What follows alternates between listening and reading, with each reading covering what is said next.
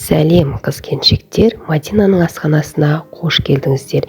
Мен бүгін сіздермен өзбек халқының ұлттық тағамы машхурданың рецептімен бөлісетін боламын.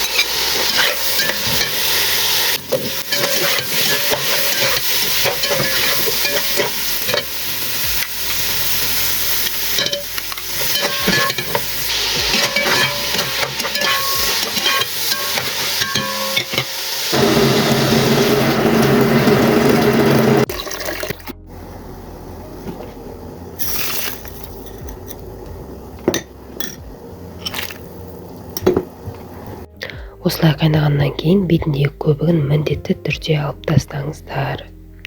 Сосын ары қарай қалған ингредиенттерді салатын боламыз.